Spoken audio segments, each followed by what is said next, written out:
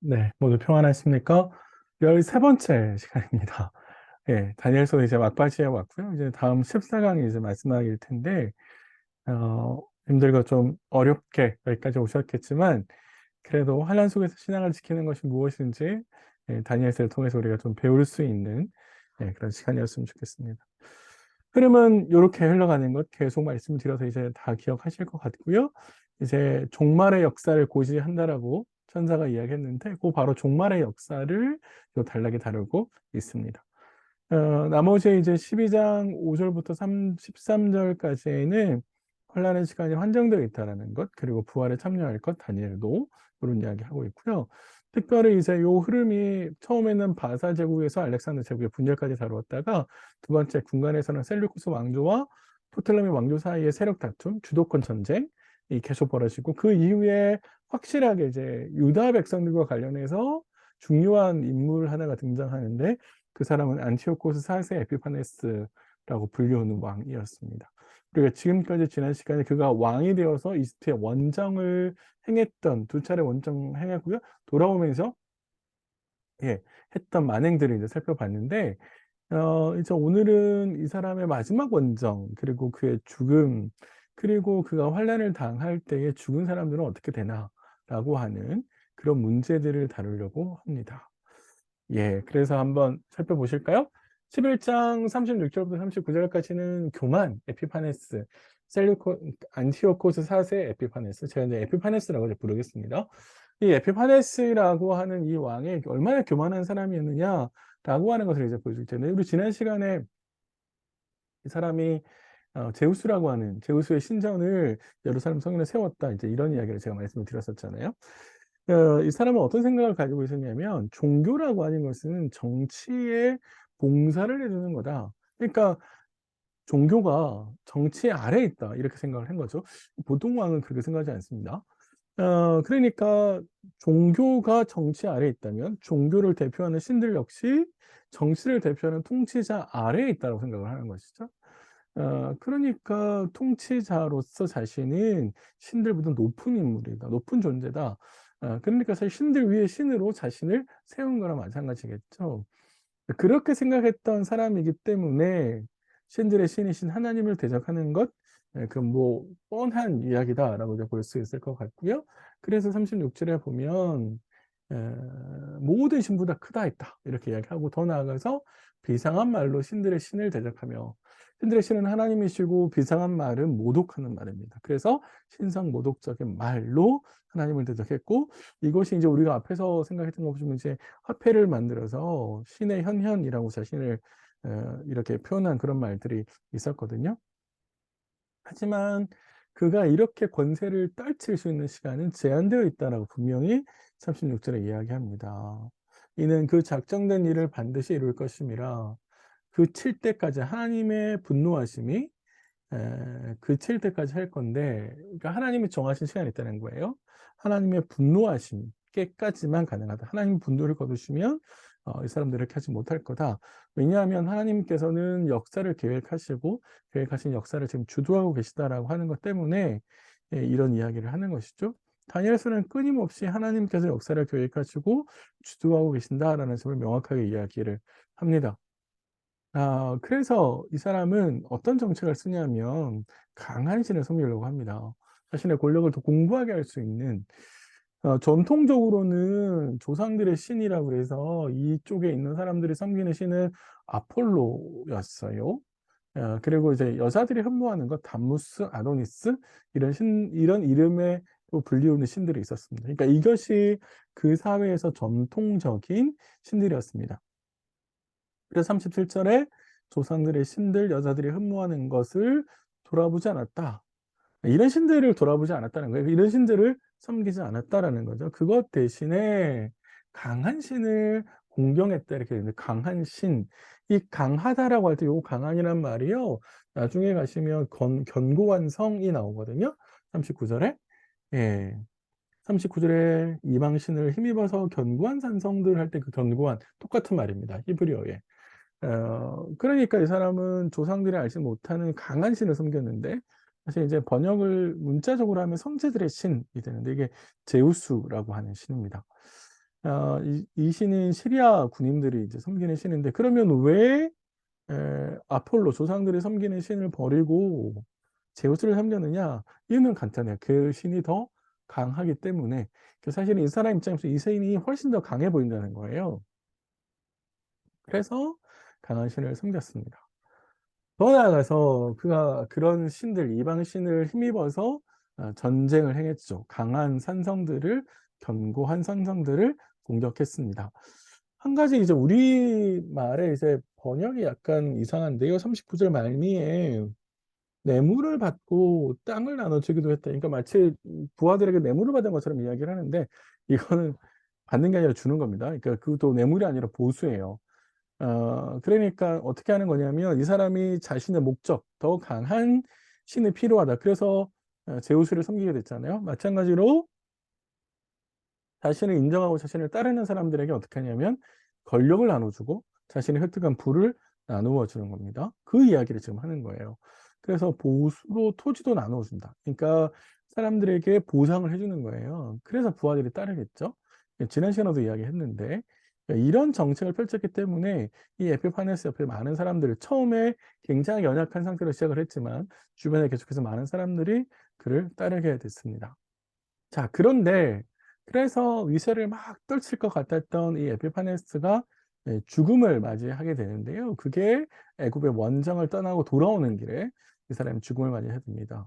왜 애굽의 원정을 떠났는가라고 하면, 에, 여전히 뭐 계속해서 이제 전쟁이 있었는데, 그 전쟁 마지막에 프톨메 왕조가 도발을 하면서 이 도발에 대한 징계, 반격을 하게 되죠.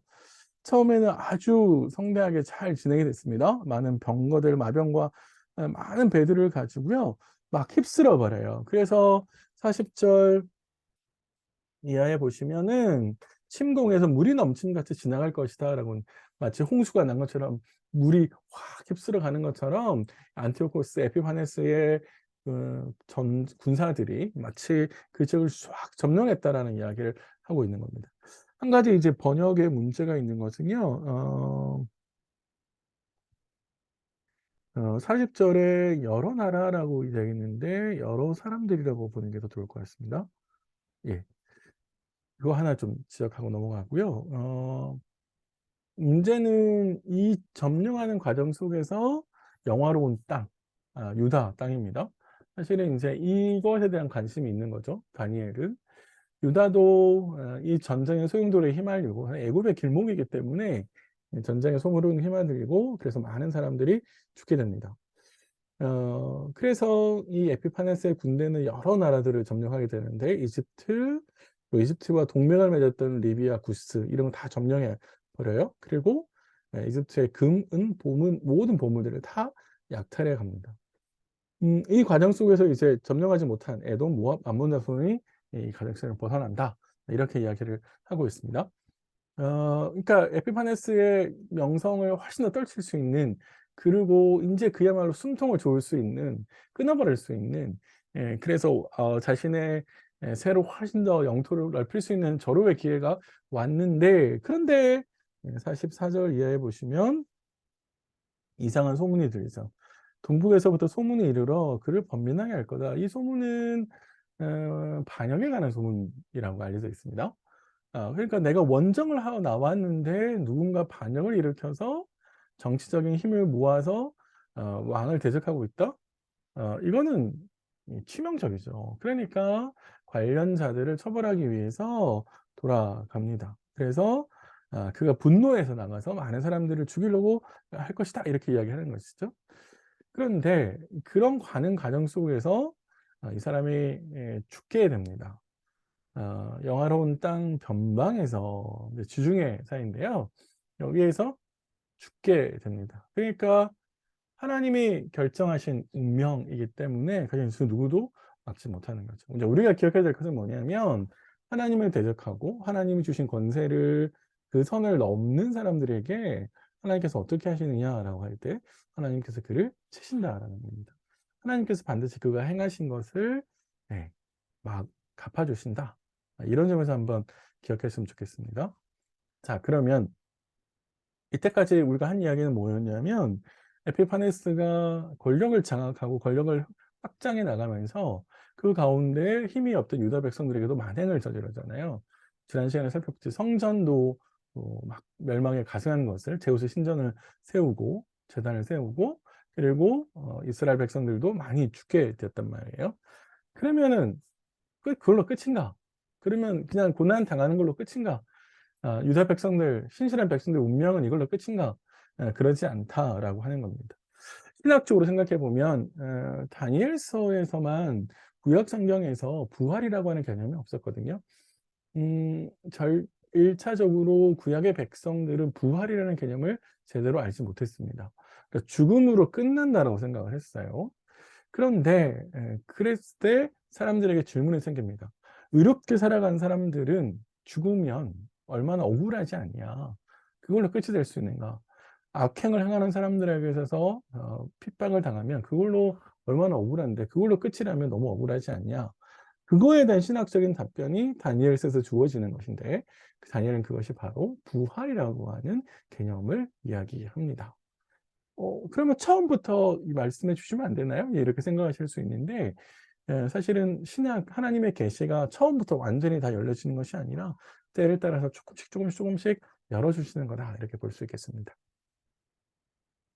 예. 그래서 12장 1절부터 4절에 이제 그 이야기를 하고 있는데요.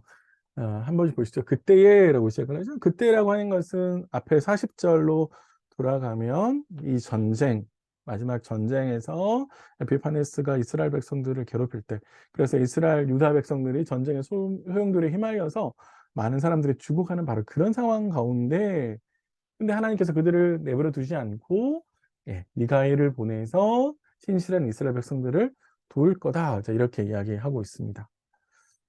그 상황은 왜 그렇게 되냐면 환란의 때이기 때문에 그렇습니다.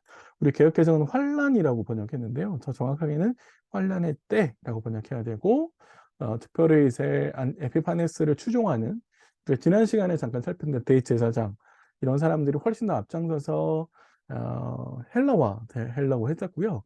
그 과정 속에서 저항하는 사람들을 많이 괴롭혔고 해용하게 됐습니다. 바로 그런 핍박의 시대가 있을 거다 이렇게 이야기하는 것이죠. 하지만 그런 핍박 가운데에서도 하나님의 구원이 주어질 것인데 특별히 책에 기록된 모든 사람들이 구원받을 거다라고 이야기합니다. 여기서 말하는 이제 책에 기록된 사람들 1절 하반절에요. 내 백성 중에서 책에 기록된 모든 자가 이렇게 되는데 여기서 말하는 책이라고 하는 것은 7장 10절에 심판의 글이 등장하고 10장 21절에는 진리의 글이 등장하는데 여기하고 약간 구분되는 것 같아요. 예. 그러면은 문제는 어떤 사람들이 구원받느냐라고 하면 신앙을 지킨 사람들, 타협하지 않은 사람들, 배반하지 않은 사람들이 예, 구원받게 될 거다. 이렇게 이야기하는데요. 2절에 가면 이것이 1절 하반절이 마치 현재에 있는 사람들에게 하나님의 구원이 주어질 거다. 이런 식의 이야기를 하는 거라면 2절은 죽은 사람들, 특별히 이제 죽은 사람들에게서 어떻게 될 거냐. 그러면 그 전에 현실에 있는 사람들이 마치 그 환란 가운데서도 하나님의 건짐을 받을 거라면 미가엘로부터 그러면 이미 죽은 사람들도 생기고 그 전에 죽은 사람들은 어떻게 되는 거냐 신실하게 죽은 사람들 바로 그런 사람들에게 하나님의 약속이 주어지는데 영원한 생명이 주어집니다. 그래서 2절을 보면 이렇게 이야기를 하잖아요. 땅의 티끌 가운데에서 자는 자 중에서 많은 사람이 깨어날 거다. 사람이 죽으면 흙으로 돌아가잖아요. 그걸 티끌로 표현한 것인데, 그래서 죽음을 이미 죽고 있는 사람들, 자는 자들, 그 중에서 살아날 거라는 거예요, 일부가. 근데 그때 어떻게 될 거냐면, 그 부활한 사람들 중에서, 다시 살아난 사람 중에서 신실하게 하나님의 말씀을 지켜둔 사람들에게는 하나님의 영생, 지극하면 영원한 생명을 주실 것이고, 이스라엘 백성들을 괴롭혔던 사람들이나 혹은 그들을 추종한 사람들이나 혹은 신앙을 지키지 않은 사람들에게는 영원한 부끄러움을 줄 것이다. 라고 이야기하십니다. 이 영원한 부끄러움의 내용 자체가 이제 설명하지 않아서 명확하게 이해할 수는 없겠지만, 음, 적어도 하나님의 말씀을 따르지 않는 것에 대한 심판, 그 책임을 묻게 하시는 거로 이해할 수 있을 것 같습니다. 세 번째, 3절에 이야기하는 것은 이제 지도자들에 대한 이야기를 하는데요. 요런 환란 가운데에서 이스라엘 백성들, 특별히 유다 백성들에게 뭔가 신앙적으로 지도한 사람들, 그 사람들을 지혜 있는 자들 이렇게 표현하고요. 많은 사람을 옳은 대로 돌아오게 한 자라고도 표현합니다. 이게 똑같은 말입니다. 그래서 이 사람들은 이제 지도자적인 역할을 한 사람들인데 이 사람들은 어떻게 되느냐면 궁창의 빛과 같이 궁창의 빛은 별을 이야기할 수도 있고요. 혹은 빛나는 하늘 뭐 이렇게도 볼 수 있는데 이걸 상징하는 것은 영예라고 이야기할 수 있습니다. 그래서 명예로운 영예를 얻게 될 거다. 그러니까 영생을 얻을 뿐만 아니라 영예도 가지게 될 거다. 이렇게 이야기합니다. 그러니까 우리가 이제 기억해야 될 것은 뭐냐면 1절부터 3절에 하고 있는 이야기가 이 사람들이 환난을 당해서 죽으면 그걸로 끝이 아니라 하나님께서 그 환난 속에서 각 사람이 행한 대로 갚아주신다는 거예요. 그래서 그 억울한 죽음에 대한 보상을 해주실 거다라는 이야기고, 그리고 이 땅에서의 삶은 짧지만 영원한 생명은 비교할 수 없을 만큼의 시간을 가질 거다. 그리고 이 땅에서 하나님의 말씀을 지키지 않고 혹은 괴롭혔거나 악을 행한 사람들에게 있어서는 그에 합당한 행위도 또한 하나님께서 갚아주실 거다. 이렇게 이야기를 합니다. 음, 이렇게 이제 끝났는데요. 4절에 오시면 미가엘이 이렇게 이야기를 해서 천사가 이렇게 얘기합니다. 간수하라고 이야기합니다. 지금까지 말한 것을. 그리고 봉함하라 이렇게 이야기합니다. 간수한다는 말은 비밀에 붙이는 거고요. 봉함하는 것은 비밀스럽게 간직하는 겁니다. 그러니까 이것이 지금 당장 일어날 일이 아니라 종말에 일어날 일이니까 이 종말이라고 하는 것은 말씀드렸습니다. 에피파네스 시대 때에 일어날 이야기라서 봉함하라고 이야기합니다. 그거는 하나님의 계획이 완전히 감추어져서 가야 될 것을 이야기하는 것이죠.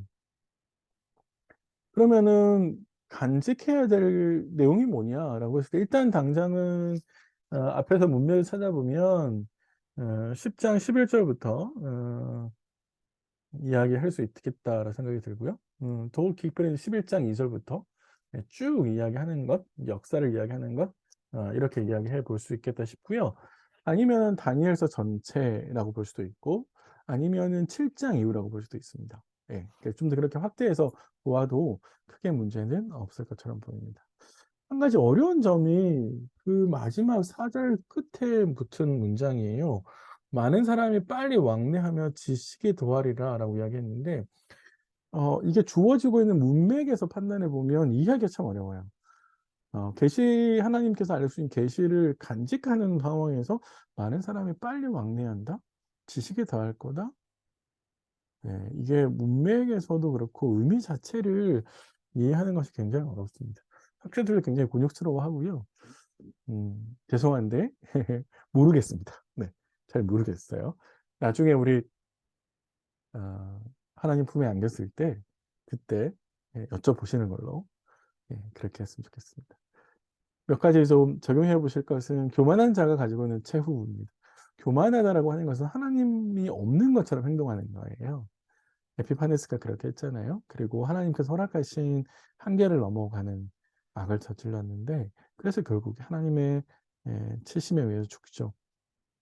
우리가 기억해야 될 것은 하나님이 각 사람이 주신 예, 권세의 범위가 있다는 거예요. 그 선을 넘지 말아야 됩니다. 그래서 마땅히 하나님께 주신 그 은사의 분량들을 넘지 않는 것이 필요하고 그걸 넘어가는 것은 하나님이 정하신 질서를 넘어가는 거라서 하나님 앞에서 교만한 사람이 되는 것이죠.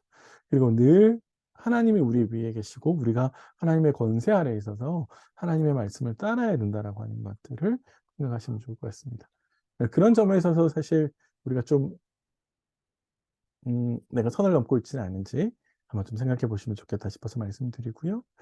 환란에 대해서도 한번 생각해 보시는데 계속해서 다니엘서 7장 이후부터 계속해서 환란이 있다라고 하는 것 1장부터 6장까지도 그랬었거든요. 다니엘과 세 친구가 계속해서 환란을 당하고 있잖아요. 그래서 성경은 우리에게 신앙의 길에 환란이 있다라고 하는 것을 명확하게 말하고 있는데 중요한 것은 환란은 피할 수 있는 게 아니라는 겁니다. 환란을 피한다라고 하는 것은 타협하는 것이고 신앙을 저버린다는 거죠. 근데 반대로 신앙을 극복해야 되는 것이다. 이렇게 이야기를 하고 있습니다.